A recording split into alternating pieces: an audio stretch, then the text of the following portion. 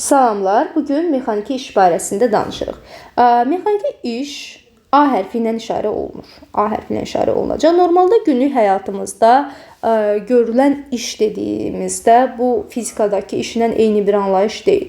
Fizikada mexaniki iş dedikdə mütləq şəkildə bizə cismə tətbiq olunan bir qüvvə lazımdır və həmin qüvvənin təsiri altındakı yer dəyişmə lazımdır. Yəni qüvvə tətbiq edirsə və həmin qüvvənin təsiri ilə yer dəyişmə icra edirsə cisim, bu halda həmin qüvvə iş görmüş hesab olunur. Yəni bunlar yoxdursa, tutaq ki, qüvvə tətbiq edirsən, cisim yer dəyişmə icra etmirsə, bu halda iş görmüş, mexaniki iş görmüş sayılmırsa. İndi burada nə demək istəyirik? Gəlin baxaq. Belə bir cisim var. Bu cismə müəyyən bir F qüvvəsi tətbiq edir. Təbii ki, bu qüvvə müəyyən bucaq altında yönəldiyinə görə biz burada nə etməliyik? Bu qüvvəni iki dənə proyeksiyaya ayırmalıyıq. Bilirik ki, bucaq olan tərəfin proyeksiyası kosinusla olmalıdır. Buraya yazıram F kosinus alfa, buraya isə yazıram F sinus alfa.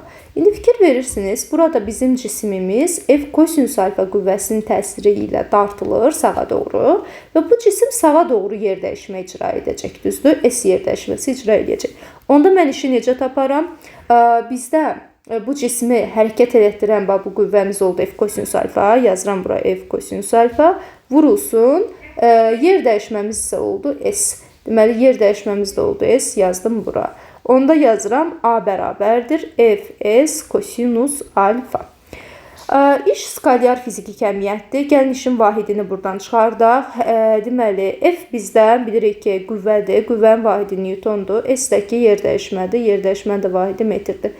Newtonu açaq. Kiloqram vurulsun metr bölünsün saniyənin kvadratı kimi vurulsun. Burada da bir dənə metr var. Yazıram bura metr. Alınır nə? 1 kiloqram vurulsun metrin kvadratı bölünsün saniyənin kvadratı. Buna da deyirik 1 joule. Bilirsiniz ki, joule enerji vahididir. Artıq joule'u biz həm də iş vahidi olaraq müəyyən etmiş olduq. İndi keçirəm nəyə? Məsələn, belə bir şəkillərə baxaq. Dedik ki, mütləq iş görmək üçün qüvvə tətbiq etməlisən və həmin qüvvə istiqamətdə də bir yer dəyişmə olmalıdır. Ümumiyyətlə, bir yer dəyişmə olmalıdır. Qüvvə tətbiq etməlisən və həmin cisim öz yerini dəyişməlidir. Deməli, adam divana F qüvvəsi ilə təsir edir və S qədər yer dəyişmə icra olunur. Onda burada iş olacaq. Adamın tətbiq etdiyi F qüvvəsi vurulsun S yer dəyişmə. Bura baxsaq, idmançı ştangı başı üzərinə qaldırır. Burada görülən işə baxaq. Burada ştang yerdə idi biraz öncə. Adam bu ştangı yuxarı qaldırdı. Müəyyən H qədər hündürlüyə qaldırmış oldu. Baxın, burada H yazıb. Onda deməli A bərabər olacaq nəyə? Bu ştangın ağırlığını F göstərir, mg göstərir. Yazıram bura mg. Hansı hündürlüyə qaldırıb? H hündürlüyə qaldırıb yazdım H. Yəni F vuraq S-i tətbiq etdim də. S hündürlükdür. Burada H-dır. Yəni məsafəmiz H qədər hündürlükdür. Qüvvə isə mg-dir. Onda deməli burada iş olacaqdır mgh. İndi iş nə vaxt müsbət, nə vaxt mənfi, nə vaxt sıfır qiymət alacaq. Ümumiyyətlə, belə qiymətlər ala bilərmi? Bəli. İş deməli müsbət qiymətdə alacaq, mənfi qiymətdə alacaq, sıfır qiyməti də alacaq. Birinci olaraq başlayaq görək bizim bu iş nə zaman sıfır olacaq. Bax, biraz öncə biz belə bir düstur çıxartdıq da Fs kosinus alfa. Kosinus alfa nə zaman sıfır qiymətini alır? Kosinus alfa sıfırda 1 alır. Kosinus alfa 90 dərəcədə sıfır alır, düzdür? 90-da sıfır aldığı üçün kosinus alfa. Burada gərək bizim qüvvəmiz ilə yer dəyişməmiz perpendikulyar olsun. Yəni, bizim yer dəyişməmiz sağa doğru olsun. Buraya yazıram S. Bizim qüvvəmiz də yuxarı olsun. Belə yuxarı yönələn en dayağın reaksiya. Digər reaksiya olsa dayaqdan göstərərdim. Hər hansı bir F yazırım. Aha, deməli F qüvvəsi ilə S yer dəyişmə gördüyümüz kimi bir-birinə perpendikulyardır. Onda bu halda iş olacaqdır sıfır. Yəni, burada iş görülməz. İş sıfırdır. Yəni, bu qüvvə iş görə bilmir. İş görə bilmir. Çünki qüvvə ilə yer dəyişmə perpendikulyar yönəlibdir. Məsələn, bizə həmişə verir dayağın reaksiya qüvvəsi. Biz bilirik ki, dayağın reaksiya qüvvəsi, baxın, bu istiqamətdə belə yönəlir. Tutaq ki, cisimdə sağa doğru gedir, düzdür? Sağa doğru sürət alır. Bu sağa doğru sürət alırsa, deməli, sağa doğru gedir də. Yəni, bunun yer dəyişməsi də sağadır. Bilirik də bunu. Aha, onda deməli bu halda reaksiya qüvvəsi iş görməyəcək. Ümumiyyətlə bunu yadda saxlayın ki, dayağın reaksiya qüvvəsi həmişə sürətə perpendikulyardır. Onda dayağın reaksiya qüvvəsi iş görməz. Çünki reaksiya qüvvəsi həmişə sürətə perpendikulyar olacaq. Məsələn, belə bir dənə mail müstəvi çəksəm, buradan reaksiya qüvvəsini göstərirəm belə. Sürəti də məsəl üçün göstərirəm belə sağa. İndi baxın, sürət aşağı, reaksiya qüvvəsi yuxarı. Bunların arasında yenə 90 dərəcəlik bir bucaq var. Onda deməli reaksiya qüvvəsi burada da iş görmür. Dayağın reaksiya qüvvəsi iş görmür. Aha, sonra keçdik məsələn nəyə? Ağırlıq qüvvəsinə baxaq. Bax, belə bir kürəciyimiz var. Bu kürəciyin ağırlıq qüvvəsi mg'dir də. Bu yönəlir aşağıya doğru. İndi mənim cismimdə bu topdur da, deyək ki, sağa doğru gedir, nə bilim, fırlanır, gəlir sola doğru gedir və s. İndi hər bir halda bu cisim əgər üfüqi səthin üzərindədirsə, bunun ağırlıq qüvvəsi iş görməyəcək də. Çünki ağırlıq qüvvəsi ilə sürət perpendikulyar oldu. Ağırlıq qüvvəsi ilə sürət perpendikulyar oldu. Deməli, üfüqi səthdə yazırsınız, ağırlıq qüvvəsi iş görməz. F ağırlıq iş görmür. Yəni, A bərabər olur 0. Tez-tez bu sual sizin qarşınıza çıxır. Bax, belə bir top verir bizə. Belə bir pilləkən verir və bizə deyilir ki, top burada olduqda ağırlıq qüvvəsinin gördüyü işi tap, burada olanda ağırlıq qüvvəsinin gördüyü işi tap, burada olanda ağırlıq qüvvəsinin gördüyü işi tap. Bax, burada olduğu zaman üfüqi səth üzərindədir. Burada ağırlıq qüvvəsi iş görmür. Niyə? MG'si aşağı, top da üzü sağa gəlir. Burada iş görməz ağırlıq qüvvəsi. Sürətlə qüvvə perpendikulyardır. Aha, ikinci hala baxsaq, bizim mg ağırlıq qüvvəmiz aşağı, sürət də üzü aşağı, yəni top aşağı düşür, pilləkəndən düşür. Bu halda iş var, ağırlıq qüvvəsi iş görür. Üçüncü hala baxsaq, mg ağırlıq qüvvəsi aşağı doğru, sürəti üzü sağa. Burada baxırsan ki, yenə sürətlə ağırlıq perpendikulyardır. Burada da iş görmür ağırlıq qüvvəsi. 0 olur. Bu arada sırf ağırlığın işindən danışır. Burada da ağırlığın işi oldu 0. Bir sözlə, hansı qüvvə ki, yer dəyişməyə və ya sürətə perpendikulyar oldu, o qüvvə iş görməz. Sonra keçirik, iş nə zaman müsbət olacaq? Yenə yazıram, A bərabərdir F S kosinus alfa. Bizim bu kosinus alfamız bucaq dərəcəsi olaraq 0 dərəcə ilə 90 dərəcənin arasında olduqda artıq bizim iş olacaqdır müsbət. Məsələn, belə bir F qüvvəsi götürürəm. Burada da bir S yer dəyişməsi. Bilirsiniz ki, 0 dərəcə ilə 90 dərəcə arasıdırsa, bu necə bucaqdır? İti bucaqdır. Deməli, əgər qüvvə ilə sürət deyə bilərik. Sürət 90 iti bucaq əmələ gətirərsə, bu halda iş müsbət olmalıdır. Və yaxud da belə deyə bilərsiniz, qüvvə ilə yer dəyişmə iti bucaq əmələ gətirərsə, görülən iş müsbət olmalıdır. Daha sonra üçüncü hala baxaq. Üçüncü hal, iş nə zaman 0 olacaq? Yenə yazırsan A bərabər F kosinus alfa. Yenə də bu kosinus alfadan gəlir. Yazırıq nə? Deyək ki, bizim alfa bucağımız kör bucaq olarsa, bilirsiniz ki, kör bucaq olacaqdır. Burada 180 dərəcə ilə 90 dərəcənin arasında. Burada 180 də ala bilər. İndi deyəcəm niyə? Yəni, kör bucaq yaranarsa, bizim işimiz olacaqdır mənfi. Yəni, burada belə bir F qüvvəsi götürmüsən, burada da S. F ilə S-in arasındakı bu bucaq kör bucaqdır. Və müəllim, 180 dərəcə nə olan məsələdir? Yəni, alfa 180 dərəcə, biz bilirik ki, bu açıq bucaqdır. Bu, o deməkdir ki, bax, belə bir cismin var yenə də.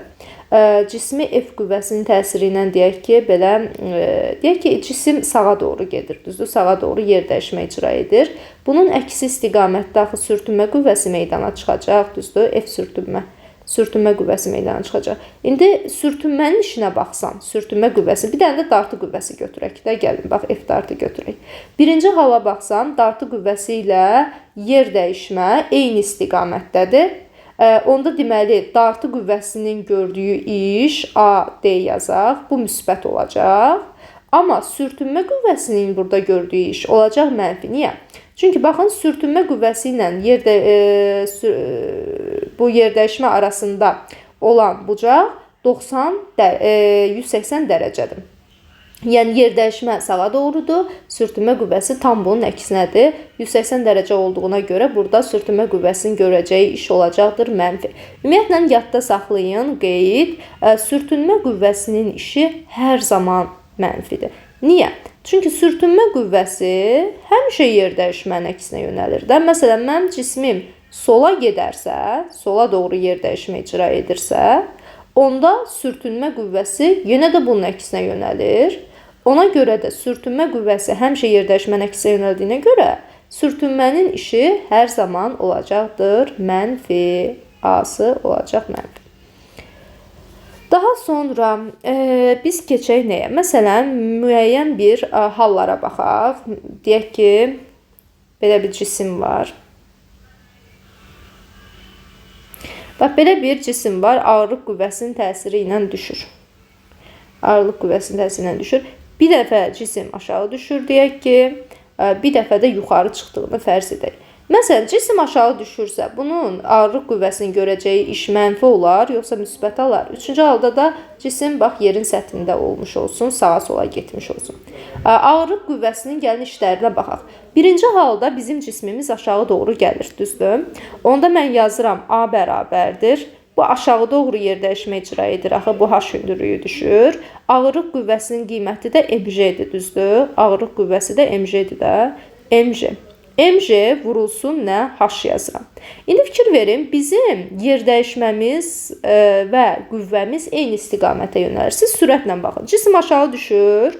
Deməli, sürət aşağı yönəlir. Sürətlə qüvvə eyni istiqamətdə olduqda, yəni onların arasındakı bucaq 0 dərəcə olanda görülən iş olurdu müsbət. Deməli, sürətlə qüvvə eyni istiqamətdədir.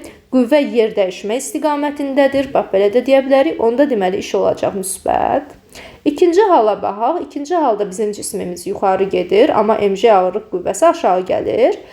Bizim deməli qüvvəmiz sürətlə əks istiqamət təşkil edir. Onda deməli A bərabər olacaq nəyə? Baxın, burada alfa 180 dərəcədir də. Kosinus alfanın yerinə 180 qoyacaqsam mənfi 1 alınacaq, düzdür? mg və V əks istiqamətlidir. Bunların arasında bucaq 180 dərəcədir. Onda olacaqdır burada mənfi mg h, aydındır. Yəni iş mənfi qiymət alacaq. Burada söhbət ağırlıq qüvvəsinin işindən gedir. F ağırlıq, burada da F ağırlığın işindən söhbət gedir. Bura gəlsək, mg ağırlıq qüvvəsi yönəlir aşağı, sürət sağa. Deməli, dedik ki, qüvvə ilə sürət arasındakı bucaq 90 dərəcə olarsa, bu halda həmin qüvvə iş görməz. Burada da qüvvəmiz mg ağırlıq qüvvəsidir. Sürətə perpendikulyardır. Biraz öncə dedik ki, ağırlıq qüvvəsi üfüqi səthdə iş görmür. Çünki qüvvə ilə sürət perpendikulyarlıq təşkil edir. Belə. İndi getdik kinetik enerji haqqında teoremə. Kinetik enerji haqqında teorem nəyi bildirir bizə? Baxın, belə bir cisim var. Bu cismin F qüvvəsinin təsiri ilə sürətini V1-dən V2-yə artırdığını fərz edək. Bu halda biz nə yazacağıq? Yazırıq ki, A bərabər. Normalda biz Newton ikinci qanununa görə bunu yazmalıyıq da. F əvəzləyici bərabərdir MA. İndi gəlin əvəzləyici qüvvənin işini təyin eləməyə çalışaq. Əvəzləyici qüvvənin işini necə taparam? A bərabərdir F əvəzləyici. Vuraq, bu S qədər yer dəyişmə icra etmiş olsun. Bax, cisim öz yerini S qədər dəyişmiş olsun. F əvəzləyici vuraq, S yazaq. Onda əvəzləyicini də yerinə gətir, MA qoy, MA S yazaq, düzdür? İndi fikir verək, burada hansı S düsturundan istifadə edəcəyik? Sürət V1 idi, oldu V2. Deməli, V1 sürət verilir, V2 sürət verilir və müəyyən qədər S yer dəyişmə icra olunduğu qeyd olunur. Onda bu düstura gedərəm də, S bərabər, deməli, V kvadratı minus V0-ın kvadratı bölə 2A. Belə bir düsturumuz var, bura gedərəm. Aha, bu düsturu da gətirəcəm, qoyacam yerinə. Bax, yazıram MA vuraq, V kvadratı çıxaq, V0 kvadratı bölə 2A. Bununla bu gedir, qalır nə? Qalır M bölü 2 V kvadratı minus V0-ın kvadratı. Yaxşı, bunu da biraz mötərəzənin içinə vuraq görək nə alınır burada. MV kvadrat bölü 2 çıxaq. MV0 kvadrat bölü 2. MV kvadrat bölü 2 nədir? Kinetik enerji. A bərabərdir. Y kinetik yazıram o zaman. MV0 kvadrat bölü 2 nədir? Y kinetikin başlanğıc qiyməti, Y kinetik 0 yazıram onda. Bu da bərabərdir nəyə? Son, hər hansı bir kəmiyyətin sonundan başlanğıcının çıxmaq nə deməkdir? Onun dəyişməsi deməkdir. İndi uşaqlar, bu çıxarılış sizə lazımdırmı? Yox, lazım deyil. Prosta hardan gəldiyini öyrətmək istədim. Onda yazırıq A bərabər delta Y kinetik. Bu adlanır uşaqlar kinetik enerji haqqında teorem. Deməli, bu ifadə adlanacaq kinetik enerji haqqında teorem. Yaxşı, kinetik enerji haqqında teorem bizə nəyi deyir? Kinetik enerji haqqında teorem bizə deyir ki, biz əvəzləyici qüvvənin işini tapmadıq. F əvəzləyici vuraq, S yazdıq, düzdür? F əvəzləyici vuraq, S-dən gəldik. Deməli, kinetik enerji haqqında teorem bizə deyir ki, əvəzləyici qüvvənin işi kinetik enerjinin dəyişməsinə bərabərdir. İpsiyo. Kinetik enerjinin, mən belə pis gündə yazdım, siz səliqəli yazın da enerjinin dəyişməsinə, səsli deyirəm deyə, belə nəzərdə tuturam ki, siz özünüz başa düşüb yazırsınız da, yəni enerjinin dəyişməsinə bərabərdir. Deməli, kinetik enerji haqqında teoremi sizdən soruşanda belə deyin. Əvəzləyici qüvvənin işi müəllim kinetik enerjinin dəyişməsidir. İndi məsələlər olacaq da. Məsələn, birinə gedək. Məsəl üçün, buna baxın. Bizə nə sual verir? Bir dəqiqə, uşaqlar buranı açaq. Aha. Bizə deyir ki, X oxu üzrə hərəkət eləyən və 4 kiloqram olan bir dənə cisim verib. Bunun sürət zaman qrafikini verib. 4 saniyə müddətdə əvəzləyici qüvvənin gördüyü işi tap. Biz nə bilirik? Kinetik enerji haqqında teorem bilirik. Kinetik enerji haqqında teorem nəyi göstərir? Əvəzləyici qüvvənin işi kinetik enerjinin dəyişməsinə bərabərdir. Onda mən yazıram. Mənə əvəzləyici qüvvənin işi istəyir. Mən bilirəm ki, bu kinetik enerjinin dəyişməsi deməkdir. Onda yazıram nə? Bərabərdir. Y kinetik çıxaq Y kinetik 0. Yəni, son qiymət çıxaq başlanğıc qiymət. Yəni, MV kvadratı bölü 2 çıxaq Y kinetik 0 nə deməkdir? MV0 kvadrat bölü 2 deməkdir. Aha, bərabərdir. M bölü 2 yazıram. V kvadratı minus V0'ın kvadratı. O da bərabərdir. M-i bizə verib 4 kiloqram. 4'ü bölü 2'yə. V kvadratı V0 kvadrat bunu müəyyən eləməliyik. Baxın uşaqlar, qrafik buradan başlayır, düzdür? Qrafik buradan başladığına görə başlanğıc sürət nə qədərdir? -8. Qrafik burada sonlanır. 4'ü sürət kimi götürməyin. 4 zamanın üzərində yerləşir. 4 saniyədir. 4 saniyədir. Aha, 4 zamandır. Bəs, yaxşı, 4'ə uyğun da bu nöqtənin zamanı 4 saniyədirsə və sürəti nə qədərdir? 0'dır da. Bax, sürət bu xəttin üstündə qeyd olunur. Sən sürətə bu xəttin üstündə baxmalısan. Deməli, buradan gəlirsən sürətə, görürsən 0'dır. Deməli, son sürətimiz 0'dır. Onda V-nin yerinə yazıram 0 minus deməli, V0'ın kvadratı. -8'in kvadratı neçə eləyər? -8'in kvadratı. Diqqətli olun. Aha, -8'in kvadratı eləyir 64. Onda 4'ü böldüm 2'yə elədi. 2, onu da vuracam nəyə? Minus 64'ə, düzdür? -8'in kvadratı bura ikisi müsbəti verdi. Qabaqda bir dənə mənfi var, onu unutma. Eləsin, -128 joule. O birisi tiplər də buna bənzəyir. Sonra uşaqlar, deməli, nəyə diqqət eləyəcəyik? Gedək qaydaq. Yaxşı, gəlin bir dənə də bundan işləyək. Bax, bu da imtahana düşüb. Bizə deyir ki, yenə əvəzləyici qüvvənin modulunu hesabla. Əvəzləyici qüvvəni istəyir. F-ni verib. Sonra Y kinetiki verib. Burada da X-i verib.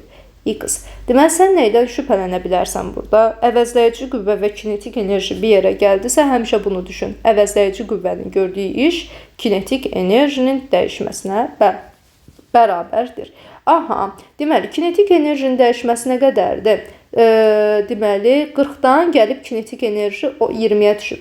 40 qiymətindən 20 qiymətinə düşüb. Deməli, kinetik enerjinin dəyişməsi 20'dir. A nədir bəs? A, F vuraq S demək deyil. A, F vuraq S deməkdir. Yəni, F əvəzləyici qüvvə vuraq S. S-i nə qədər verir? S və yaxud da X, ikisi də eyni şeydir. Deməli, S-in yerində dayanır 4. Onda yazıram A-nın yerinə F vuraq X. X-in də yerinə yazıram 4.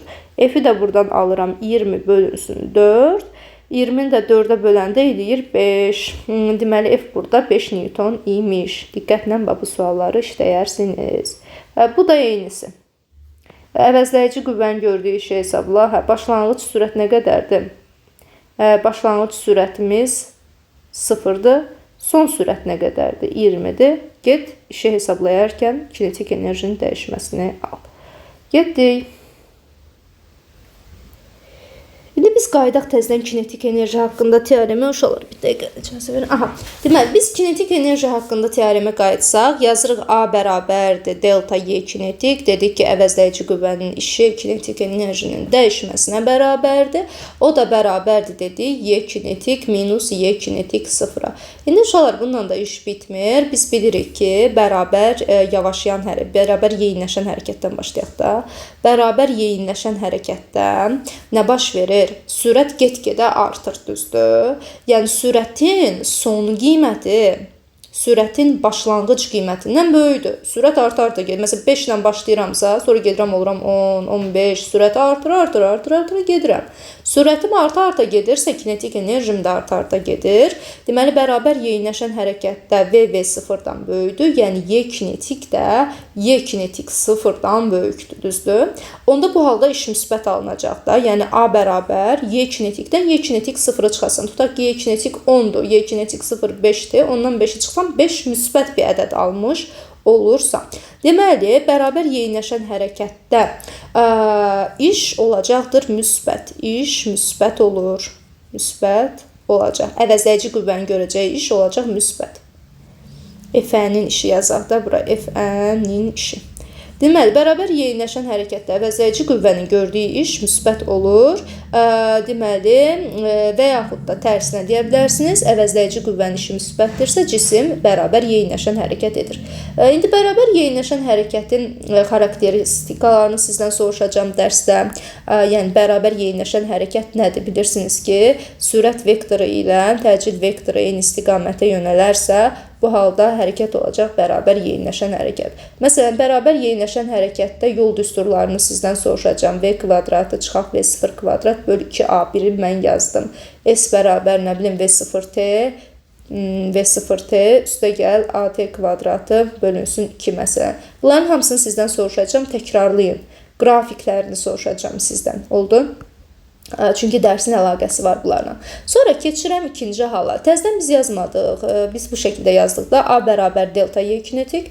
O da bərabər, yenə də yazdıq. Y kinetik minus Y kinetik 0. İndi bərabər yavaşayan hərəkətə baxaq. Bərabər yavaşayan hərəkətdə biz bilirik ki, sürət get-gedə azalır. Yəni, başlanğıc andakı sürət son sürətdən böyük olur. Tutaq ki, 10 ilə başlamışdım. Sonra oluram 8, 6, nə bilim, 4, 2 və 0. Sürətim azala-azala gedir. Sürətim azala-azala getdiyi üçün başlanğıc sürət son sürətdən böyükdür deyirik. Deməli, başlanğıc kinetik enerji də son kinetik enerjidən böyük olmalıdır. Onda uşaqlar, başlanğıc kinetik enerjiyə məsəl üçün de 8, son kinetik enerjiyə məsələn de 6 məsələn. Onda 8-dən 6-nı çıxsan mənfi alarsan ki, bax, sonundan başlanğıcı çıxmalı deyilsən, 8-dən 6-nı çıxsan alırsan mənfi. Deməli, bərabər yavaşayan hərəkətdə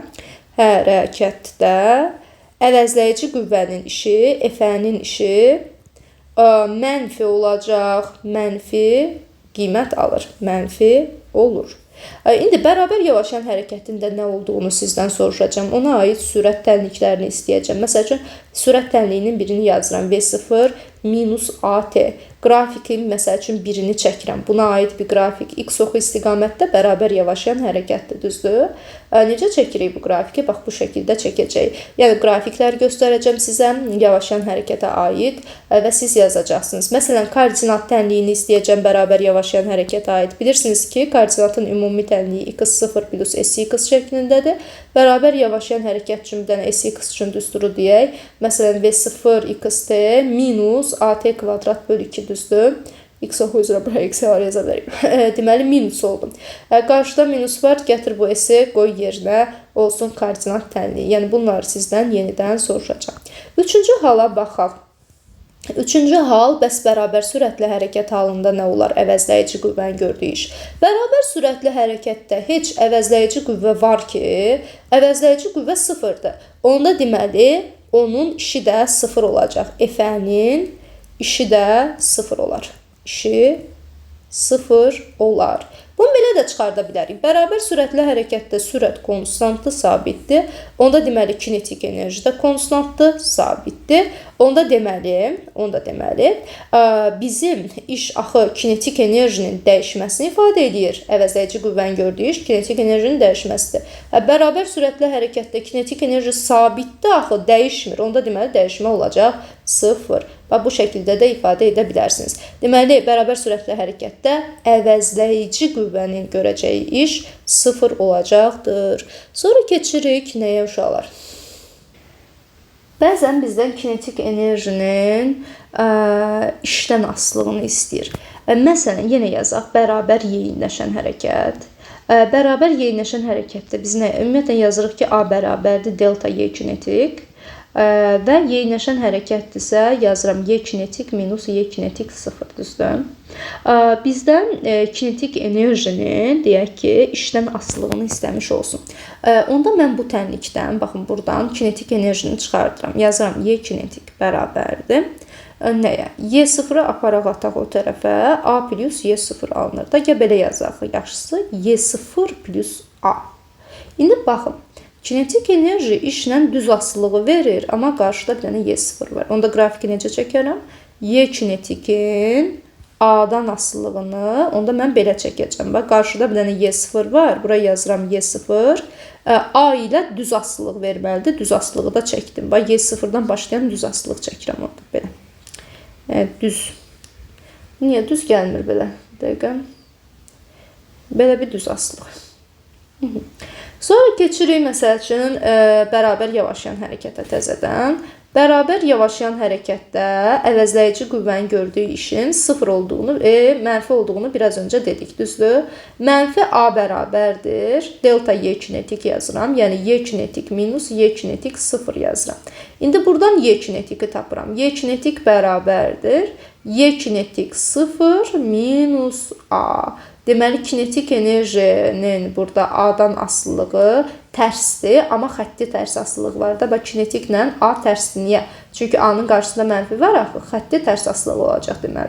Onda deməli yazıram Y kinetik bura, burada yazıram A. Belə bir asılılığı bizə verəcəkdir. Belə bir dənə asılılıq verəcək bizə. Və bura Y kinetik 0 yazacaq təbii ki. Sonra geçdik.